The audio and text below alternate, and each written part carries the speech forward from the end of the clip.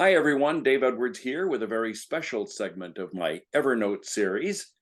Just last week, Evernote began rolling out a new update, which by my count includes like seven new pretty cool features, and I wanted to share them with you as quickly as possible. So I invited a special guest to join us. Brittany Naylor is Senior Community and Education Manager for Evernote. She's absolutely amazing when it comes to all things Evernote. In fact, I think the only thing she's ever done to regret is to seek me out as an Evernote expert because I keep pestering her. There's so many questions. Welcome, Brittany. Hi, thank you so much for having me on your video channel. I really appreciate it. And Uh, you are incredible. I do not regret getting to know you at all. it's a lot of fun. So first of all, as I said, this is a pretty big release for the beginning of December. And before I have you explain and show us some of the things, I mean, what is Evernote's strategy for releasing these updates and these big new features? Is it just kind of random, or how does that work? Yeah, so we really take pride in listening to our customers, hearing our feedback. If you have a feature idea or something you're really passionate about bringing into the product, our product managers really love being in our forums and our community discussions on discussion.evernote.com, where, we're tracking how many times something is requested, how people are talking about a certain feature, how people would use a certain idea, a concept feature. I think that is a big part of the strategy in who's talking about what, how much, how important it is to the user base, et cetera. And then the second portion is performance. And so Evernote is really focused on improving and continuing to improve the performance across all of our different platforms. And so it's a balancing act between, listening to, what our customers are saying they want versus performance. And so that's where you get a lot of these updates that, come very feature packed. It's like, okay, we've improved performance enough to where we're going to put this out, and now we're going to work on that a little bit more. And so we do work in like a very agile sprint type of development cycle where we're, putting something out, really improving it, updating it, and then really improving it and then updating it, kind of focusing on that constant iteration that some people love and some people do not love. Right.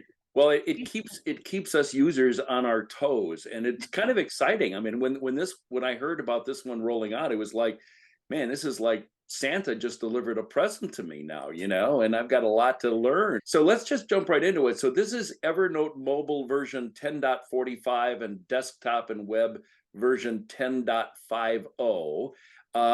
And one of the things is even how Evernote is going to go about releasing these updates, because I used to always see the magic window that says, "Hey, we've got an update." And I'll be honest with you, Brittany, they always came in at the worst possible times for me. I was in the middle of wanting to work on something, but yet I was tempted to update. So that's evolving too. Yeah, lots of feedback about that, like I just alluded to. That window has been very, intrusive to some people's workflows. It does kind of take over your screen and force you to take action. And then once you dismiss it, it's gone, and you have to remember to go up to the help menu and download or run the update. And so it's going to be running in the background now. Your Evernote app on your desktop will store that downloaded update, and you can choose when you want to run it, which I think is a very clean user interface and a very big improvement to the customer experience, and being able to empower users to choose when they want to update. Well, thank you. That has made my life a lot easier. The other thing that I think this release is going to make my life easier, we're just talking about me here, what makes me happy. But I use a lot of links in Evernote. And I know that part of this release is how it's going to change how we can add links to notes in Evernote. Yes. I mean, selfishly, this is one of my favorite feature updates ever. I am a very visual person when it comes to my Evernote account, and how I, use Evernote in general is a lot of links. And so this update is a huge improvement. Do you want me to show you? Please do. All right. This is one of my favorite demo accounts. I have very carefully curated this account to be all about food. One of my very favorite things, of course. And so I think it's a really excellent representation of what like how visual an Evernote like note can even look like. And so to show you a little bit about one of the amazing updates that we put out, I am going to kind of show you this little meal plan note that I have here. As you can see right now, it's a relatively text forward table. There's nothing really particularly exciting about what's going on here. The update now allows you to turn these Evernote note links. So this is a note I can, in somewhere else in my account, I can easily kind of link navigate to. You can now convert that into a preview of what that note looks like. It comes with a little bit of the, the bit of information, what notebook it's located in. And I really love that it pulls in that preview image as well. And so it just makes everything look just so much more visual and exciting. And, I just think like this is a lot more engaging to look at just in general, like when I'm just glancing down the breakfast column, for example. And so I think in general, this is such an improvement to anyone who is a very visual Evernote user, anybody who has like all of their notes have images embedded in them. And I especially love this because like this note, it is somewhere else inside this account. It's in the meal plans notebook. Everything else is in a different recipe notebook. And so being able to use those note links to bring it all together into a table and then like easily navigate over to our sausage and cheese breakfast egg muffins is that's just such a classy experience. And I think it just looks so much better that way. Hmm. So let me take you back here. I could spend all day just converting all of these to previews. If you don't already use note links, however, there is a way to very easily fix this to where all of your note links look like this moving forward. And so this is one of the big, huge updates that we have really heard a lot from customers. And that is preferences. Like, what are your default views? So many ways in which people use Evernote is so custom. We have a saying at Evernote, there's as many ways to use Evernote as there are Evernote users. And with that, that comes with a very diverse user base. Some people prefer their links to look like links. Other people prefer their links to look like this preview.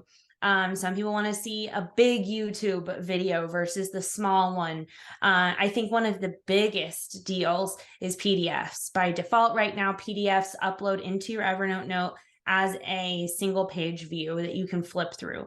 And it like instantly, like I'll show you here in a second what that looks like. And so being able to kind of customize these into how you prefer them to interact by default is really, really excellent. And so I'm just going to convert these back into what their defaults are. So this is how it all is by default. So let's say I am over here planning, my lunch for Wednesday, and I'm going to go over to my lunch notebook, and I'm going to find my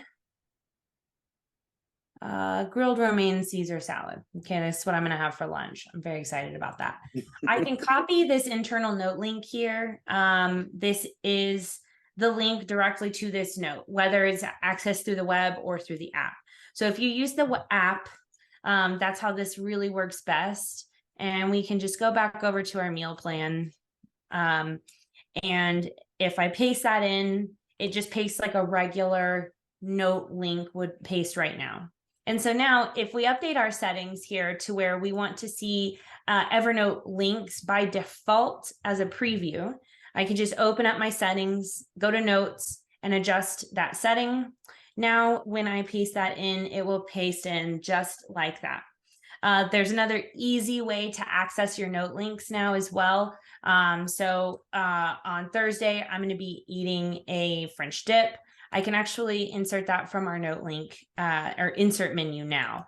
So I am just going to look up French dip. There's my sandwich. When I insert it, voila. And so no more having to go and hunt for the note to copy the link. This makes building tables like this so much more intuitive. For those that are not recipe inclined, a lot of people are really excited about the possibility of this becoming like a Kanban. So like this would be like your to do, your doing, and you're done. And as I have, done this project, I can move it over to my done list or my doing list and really start to leverage this as a project management board even, which I think is a really, really cool use case for this particular feature update as well. So you're just sliding them over? Yeah. Yeah, just pretend this is a project, like I am, okay, earlier this morning, I was prepping for this video. So that was my to-do. I'm doing it now. And after this call, I can move it over to done and follow that Kanban project management method. That's amazing. Pretty cool, huh? That really is. That really is. And I like the fact that with these pictures, I actually, I never thought I would like that, but particularly with food, boy, that gets you all excited, I know. I love looking at, the note view of it. It's just makes you hungry, doesn't it? Yeah, it sure does. It sure does. I also like the fact that you have that insert menu, and that menu that you just showed us a little while ago seems to give you a lot of flexibility on how you're managing your notes as well. Oh, absolutely. And someone immediately asked, like, well, I would love this if it were a keyboard shortcut. It actually is. You can access it using the Command K, which or Control K. This is how you insert a normal link. However, now you can actually even just select the note straight from here. So this was the Kung Pao chicken. And I can just insert that straight from there. I'm gonna have to have you share recipes with me too, because now I'm getting hungry. I know. I'm hungry now. It's my lunchtime. I'm ready.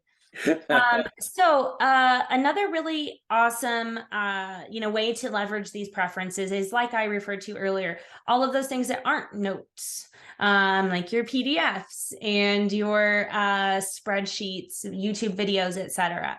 So I'm just going to kind of go to this blank note here and show you a little bit about what that kind of looks like by default right now. So this would be a default YouTube video. Here's my 10-hour full HD fireplace. My spreadsheet, which did not paste in as a default view. I don't think I changed that. Sorry about that. And then the PDFs. So, this is what it looks like right now as default. Like it's so big. Typically when I'm inserting a PDF into something, it's something way more like this. I have a lot of other stuff going on and the PDF Right. is just there to like support it. And so that big, huge thing is actually not my preference at all. And so, being able to go in here and tweak your settings here is so helpful. So you can do your Evernote links. I love to do that preview for PDFs. I actually prefer title. And then our YouTube links. I really like the large preview. I think the small preview is pretty small. So if I go back to this note, and I'm just going to remove these attachments really quickly and show you again, now that I've updated those settings. Here's my large YouTube video. It's so much bigger, fits the screen a lot better. Our CSV does have that nice little preview now. Here's all my types of vegetables.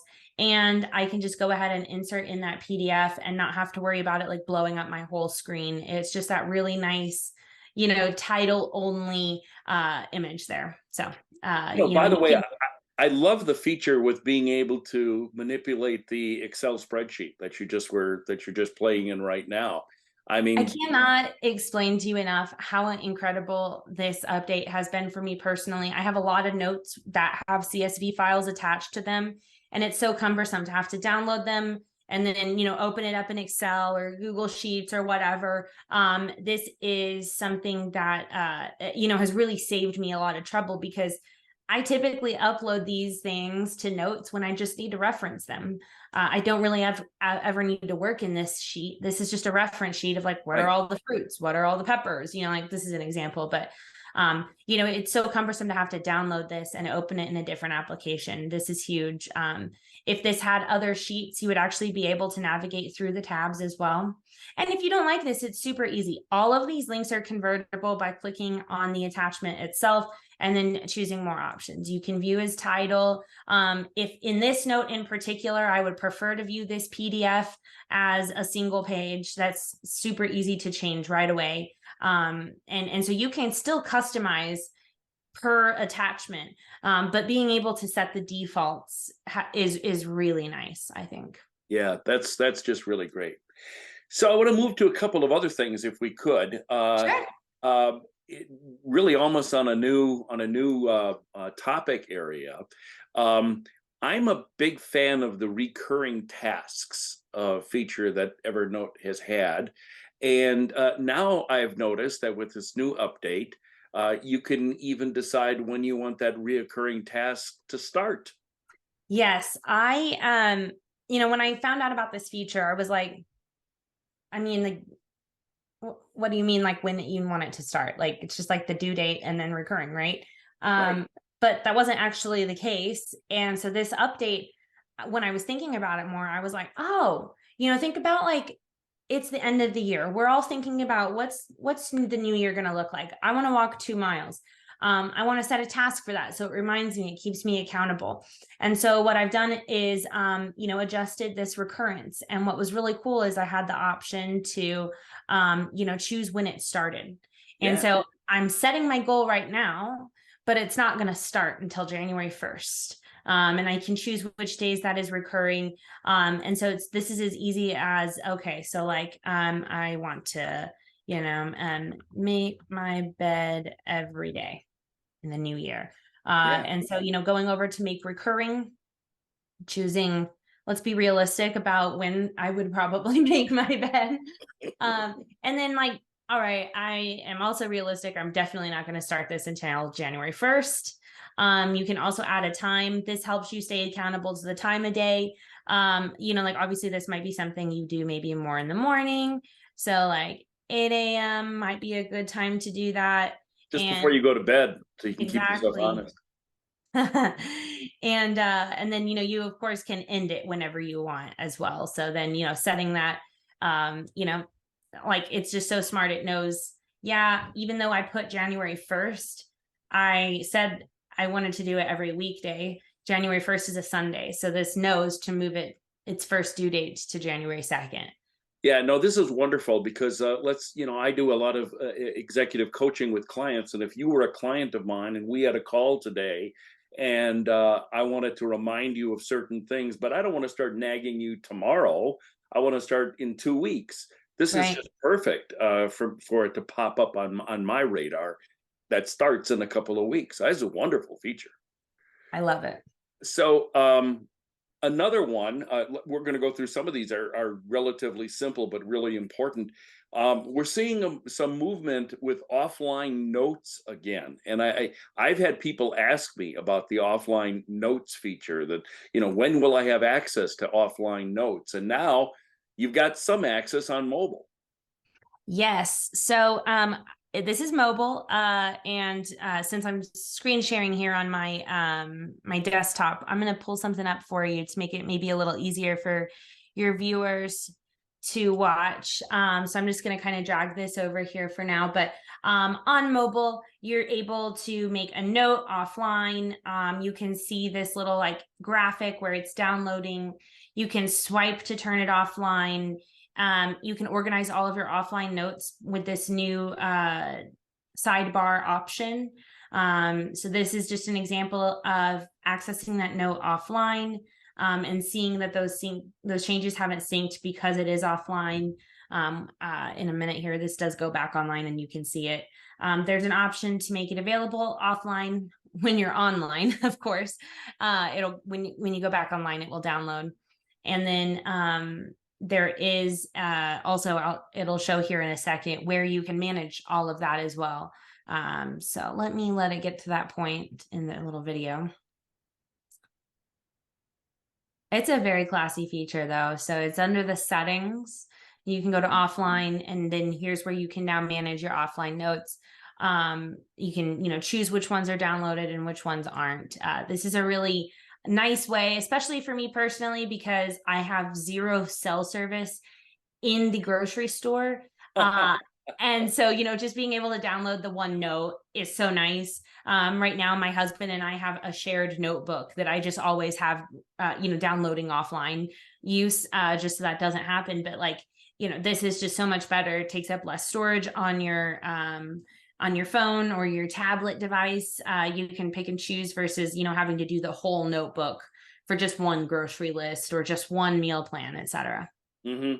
Boy, I'm glad I'm not the only one who has problems when I walk into certain buildings, losing all my my mobile It's service. just gone. Yeah, Yeah. those big concrete buildings do it every time. Yeah, that's going to be a great feature. Another one is you've increased the bulk action limit for notes, which I think is going to Yeah. make it a lot easier for people to do things quicker. Yeah, so it used to be 50. That was definitely due to performance optimization. So, like I said in the beginning, all of the improvements that we've been making to performance has brought us to this point. So, a really cool thing here, I'm just, doing the command to select all on my keyboard, and you can now see like I can't select more than 100 notes because I have 101. um, but I can now move 100 notes. I can tag 100 notes. I can merge 100 notes all together, bulk move them to trash. There are a couple more options like exporting them. You can use this to copy internal links, and then use those settings to then make maybe a little table of contents or something. It's just a really nice way to make a lot of changes really fast. I know a lot of people like to use these bulk actions when they are, using different methodologies like GTD, moving a bunch of notes from like their inbox into some other like organizational notebook. And so hopefully increasing this to 100 notes will, help improve people's ability to do that even faster. Yeah, no, that's great. That's really, really great. We've covered a lot of territory. Have I missed anything in this update? You have not. Okay. It's great. We've been very thorough. I will just one more time in the settings under notes, right here on your desktop app, you can make all of these setting changes, tweak them to whatever you prefer your default to be, and just really take that dive into customizing and making your Evernote even more your Evernote. So I don't know if you know the answer to this question, but of how many programmers and developers does it take to pull this off? These are big changes. Yeah. How many of us does it take to screw in a light bulb? No. Honestly, a lot of these changes are huge, like cross-functional. And, all of our Evernote engineering and quality testing and product managers and product marketing managers. I mean, it's not just the engineers that it takes to get it to market. And, I would say that like it takes the entire village. Working here as a very collaborative environment, and very rarely do projects happen in silos. And Yeah. so this was a huge undertaking to update this preferences settings and get a lot of those customized default views in there. And that was a collective effort from the entire team. So Not to mention the beta huge. testing and everything else that happens. Exactly. Yeah, yeah. Well, kudos to all of them. And I guess, what's really exciting is for so long I had heard from even friends of mine who said, Evernote never changes. It's stagnant. And man, that has not been the case in 2022. No, no, not at all. Honestly, looking back, this release we just went over and discussed was 10.50. It started in October of 2020 with 10.1 Wow. or 10.0, I suppose. Like we're 50 iterations in and making huge leaps and bounds forward, putting out these really cool new improvements to not just help you remember everything, but really start to help you accomplish everything as well. And you know, be that one tool that kind of combines everything together. I have found, you know, just for me personally, I was very casually using Evernote until tasks. Hmm. And Oh you know, yeah. shameless plug, I do go through my in-depth task management strategy on the Evernote YouTube channel.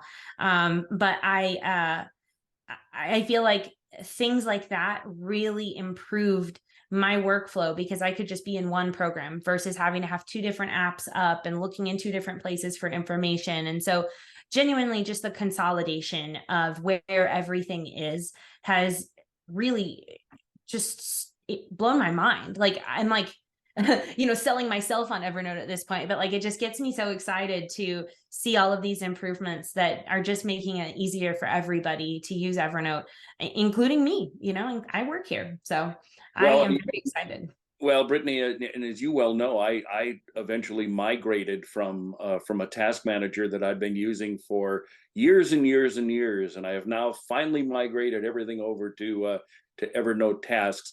That's not to say that I don't have a list of requests, but we can talk about that at another time. Well, as I said, we're all ears, and a lot of these improvements come from feedback from users like you, um, feedback from users like your viewers. So, you know, you should include the link to the discussion forums in your YouTube description so I will people can do kind that. of go and find that and read through it and upvote some of their favorite ideas. I think it's a really great way to engage the Evernote team and, you know, like pull the popular vote, you know? Yeah. Brittany Naylor is Senior Community and Education Manager for Evernote. Thank you so much for giving us this overview. Thank you so much for having me. It was my pleasure. Before we wrap up, I want to remind you that if you want to learn more about using Evernote, please subscribe to the series on YouTube and hit that like button below. In the weeks and months ahead, I plan to produce additional segments about how I'm integrating these new features into my workflow. I'm Dave Edwards. Thanks for joining me today.